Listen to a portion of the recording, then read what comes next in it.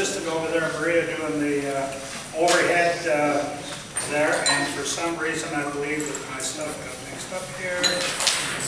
And let's see. We missed this part? There we are. Here we go, man.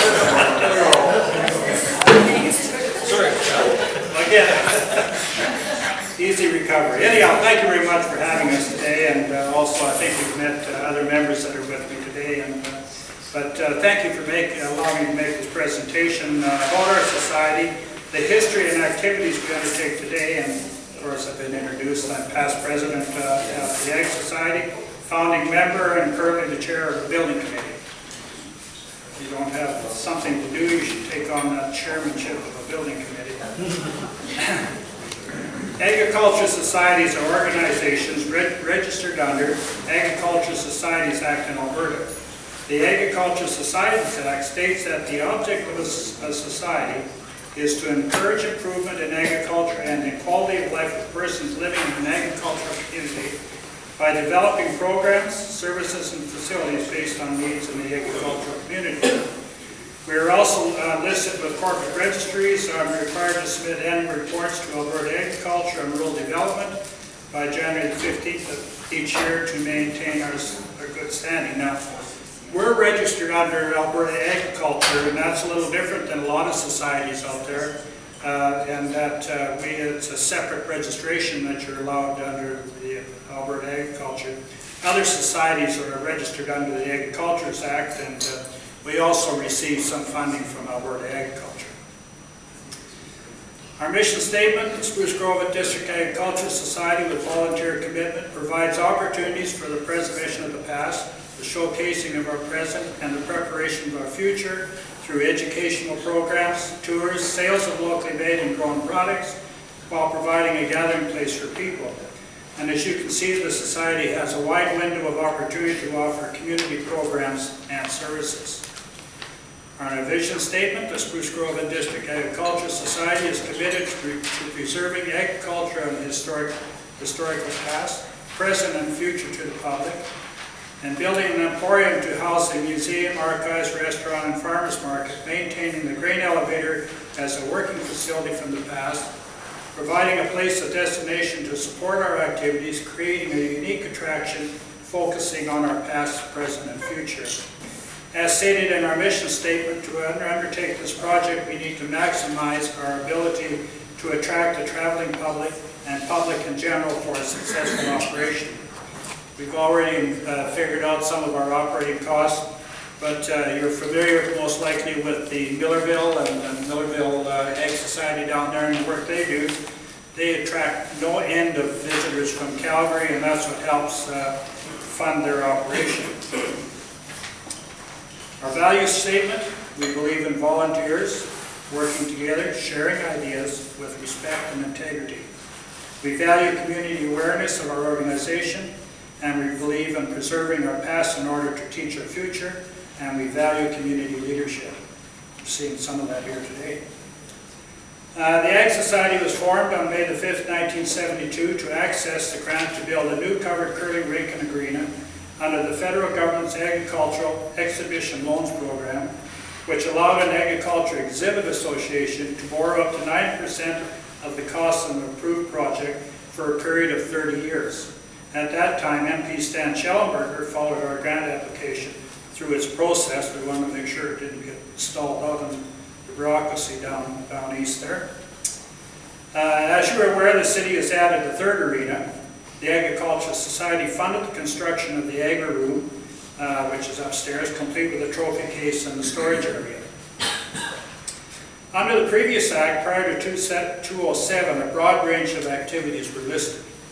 Since then, they've delisted them, but put the same action in other language. The Agricultural Societies Act states that the object of society is to encourage improvement in agriculture and in the quality of life of persons living in an agricultural community by developing programs, services, and facilities based on needs in the agricultural community. And for, you know that we also have the farmers market over there, and for a farmers market such as the little Sunny Girl that the golden girl you see around Alberta if you're out traveling. In Alberta must be sponsored by an agricultural society. The Agricultural Society had an agreement with the town of Spruce Grove to have 7 days free usage of the facility. We staged for several years the Agri Fair, featuring the latest bench show in the largest bench show in northern Alberta, encompassing handicrafts, cereal grain competition, beef dairy show, largest poultry show, frog jumping contest, a garden tractor rodeo, horse pulling competition, and a parade. The society also had a fully operational set of cattle rodeo handling equipment located on the north side of the arena complex. The Lions Club followed, utilizing the already set up arena, and recently we have offered several cultural activities such as dancing through history at Horizon Stage and country music jamborees held in the workshop at the elevator site. Well, moving on, that's just a little bit of history of where we've been. The Society's activities outgrew the abilities of the membership, and additional community support was required to carry on. In 1995, the Society decided to change how we might preserve and promote agriculture and other abilities within our mandate while continuing to serve the community and region. The Society became aware of the opportunity to undertake the preservation of an agricultural landmark. It is one of the very few operating wooden grain elevators in Alberta. These legendary large wooden structures were one of the main building blocks to all thriving communities, as is Spruce Grove. The giant reminds us of a very important role that local producers provided as a main monetary base for the existence and growth of our community. As an example, the elevator holds about 72,000 bushels of various grains, and of course at an average price of $2 to $3.50 per bushel, which would amount to $140,000 to $600,000 per fill. You can see that the agricultural producers, because that one thing back in the days of some of you can remember, where's the fellow that won't say his age, that cream checks and things like that were a guaranteed sort of source of money, and when a producer or a farmer come to town and he had a grain check, you knew it was good. You didn't have to know that it bounced back, even back in those days. And so most of that money in the early years that was the producer received from going to the elevator was all turned right back into the community here, through either a drugstore or the blacksmith guy or the grocery store or whatever. Projects undertaken, we also entered into a frontage tax agreement with the city for 15 years at $15,000 per year. Well, you probably noticed that Elevator Road is upgraded now.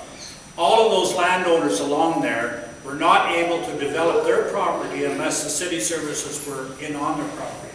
And so all of the businesses along there are paying the same frontage tax at various rates. In 2012, we repaired and painted the elevator at a cost of $67,000. And this is the second time we painted the elevator. The first time was in about 2000, and that was at a cost of $20,000 then. And we also reclaimed, we have 2 acres there, and we reclaimed 1 acre of land at a cost of $85,000. But that acre of land where we wish to place our building is all ready for pavement. A little manicure to it now, but anyhow. The water tower, we are very proud of the water tower project. The estimated budget to erect and paint the structure was $70,000. The Society was the recipient of a very generous private donation, which gave us a leg up to start the project. With the assistance of the business community, the net result that other than volunteer hours, the project zeroed out. Was absolutely no cost to the Ag Society, and we have to say a big thank you to the business community, and we had that celebration. In 2012, our Society in 2012 celebrated 40 years of community service to Spruce Grove, and over that time the Society has played a major part in providing leading recognized community activities, working with several partners, including the city, the Lions, minor hockey, and 4-H. And we partnered in the city's liquors program with the Multicultural Center in Stony Plain. The Dream Building will be an architecturally designed railroad station, serving as a reminder of the importance the railroad played in bringing agriculture-minded immigrants to settle in our community. Our goal for 2013 is to have a completed set of architectural drawings for the city. And those drawings, I've found out speaking to our architectural firms, drawings usually cost about 7 to 8% of the building cost. We're estimating our building to be about $3 million. Land requirements, and I believe you're going to get a handout now. During road construction, we became aware that TELUS had a fiber optic concrete vault running across our property with no right-of-way agreement. In the discussion with TELUS, they informed the society that due to the nature of the line, we would not be able to build next to it in proximity. Thus, we must re-examine the location of the building, requiring the society to seek more land. We are currently in discussion with neighboring landowners, and the society also is in the negotiation with TELUS regarding remuneration for the right-of-way. And they're all handed out already, or they're coming. We'll just wait for a minute.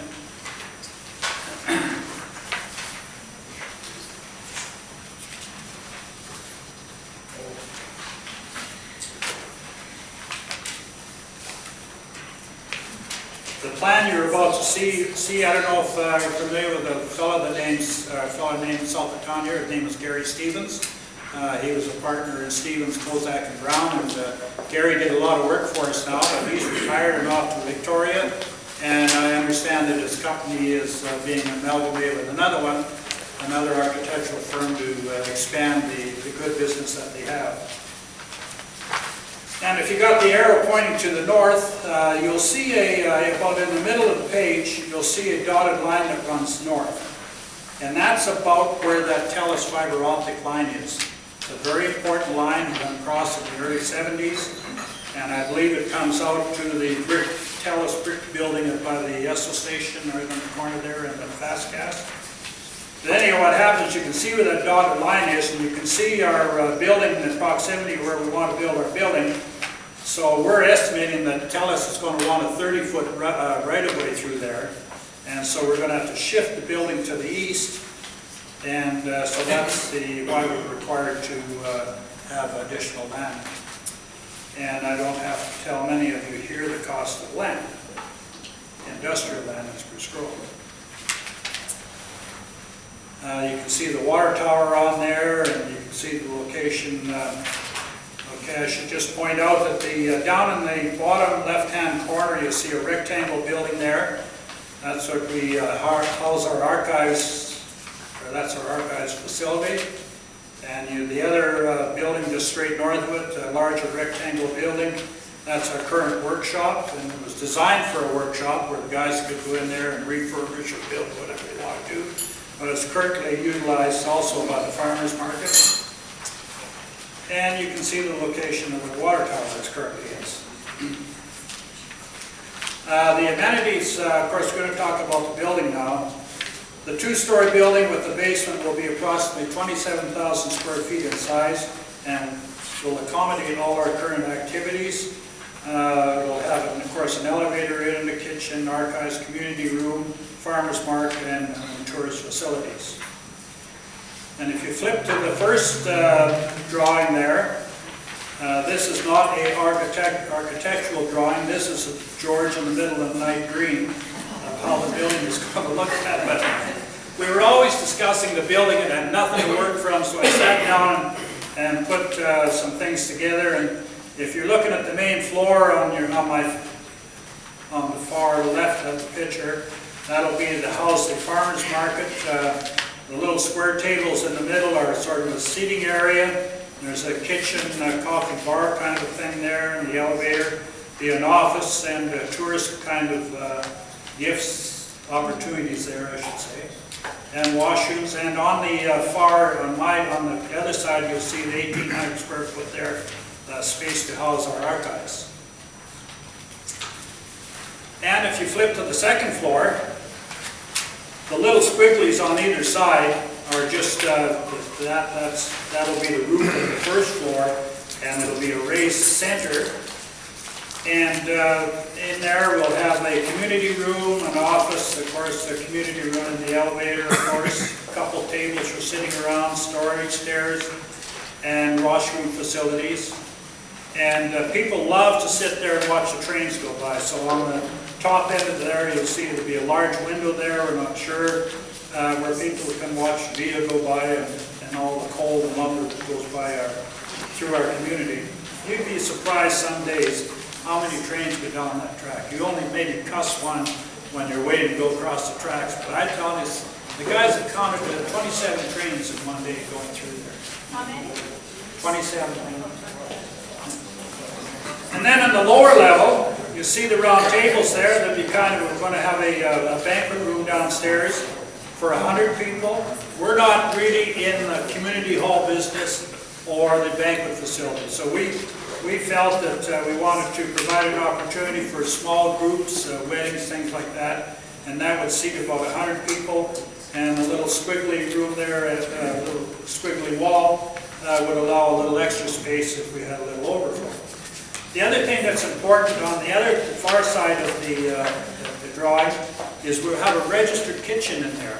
And if any of you have worked with community groups trying to prepare food or sell tickets for what you might have, do something in a church or some other group there, it's virtually impossible because you have to work around the health unit people and that becomes a problem. So this is going to be a certified kitchen, I call it, and food preparation there. The community group wants turkeys, we can cook them for them. We want to preserve our own preserves there and have our own label on it, Spruce Grove, strawberry jam, or whatever it may be. So that's kind of just a quick overview of what we want to do to the building. Just have to skip a couple more pages here. And of course, my dream is probably going to go out the window as soon as an architect gets a hold of this. You guys want to do what? Anyhow, we'll see. We'll get there. So where are we now? In our strategic planning, society has recognized the importance of a business plan for the successful operation of a facility such as the one we will be endeavoring to build in the near future. And of course, we have a copy of our financial statements are available to anyone that be interested in researching further. Actually, I was talking to a couple of people. We do our own 3-year plan. We're required to do that for Alberta agriculture. That's just kind of a global picture. We want to do a business plan for the building operation itself. You know, I've been on Google and all of that trying to find a template for a business plan. They're just not there. They're for big organizations, things like that. We've talked to a couple of banks in the area, and their information is about the same. So I guess we're going to just fly by the seat of our pants and put our own business plan together. You know, the cost of electricity, janitorial things, and all those things. Anyhow, we want to find out what it's going to cost us per square foot to operate this building, and I think it just makes sense as we move forward. Fundraising.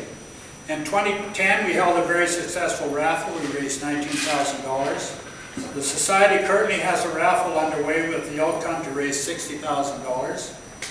And we did a casino. We raised approximately $19,000 in 2011. And we were approved for a casino in the first quarter of 2014.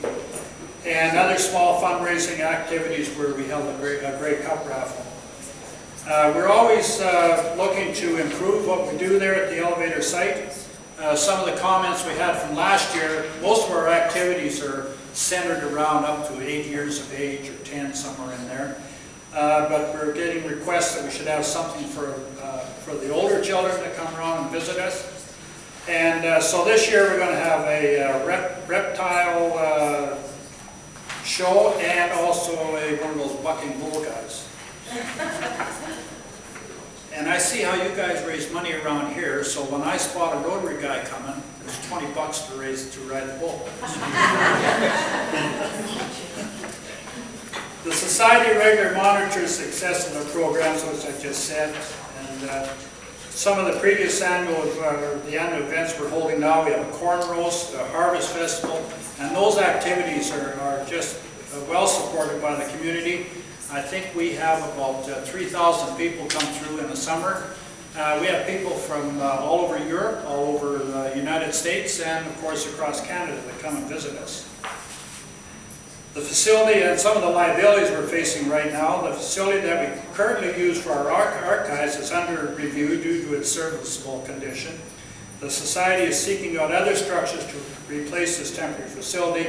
It's basically an industrial trailer that ATCO provided to us for $1 or something like that. It was very nice of them. And so we're just looking at that now because it's settling and it needs to be brought up to standards. And some of our group are saying that the bottom of it is actually getting pretty deteriorated. So actually we just have a company in looking at the situation right now. And again, as said previously, we're in negotiations with TELUS. We're not sure where that's going. This has been a 3-year process now. I've worked 2 years through the land company that works for TELUS. And so I've got by them now, and I'm starting, we're actually up to the directorship of TELUS now to see what kind of agreement we can come to. And the Society is open to proposals that would enhance or complement our mandate promoting agriculture while enhancing the quality of life in the region. And some of the possible partnerships would be the 4-H, the Lions, Rotary of course, the city and the Chamber of Commerce. And so I'd be pleased to answer any questions or clarify further something that if you are, President Angus. Well, thank you. Does anybody have any questions? Or? Yes, how much money do you have towards the building as of yet? Like how much money do you have collected already? Under $3 million, you said. I think that we're probably sitting around somewhere close to the 100,000. So really quite a You know, we've raised a lot of money, but you know, as I said there, we had to do the exterior of the elevator, $70,000. Every time we turn around, there seems to be a cost, and every time we get $1 ahead, we go 2 back.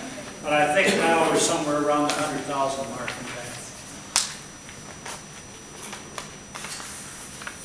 Okay, anybody else? Well, I'd just like to thank you, President Angus, for allowing us the time here. I'm not sure what we presented made any sense to you, but we were asked to come and make a presentation, and so we put some of our history together and where we're at now, and hopefully where we're going in the future. Thank you. Thank you. Look forward to hearing.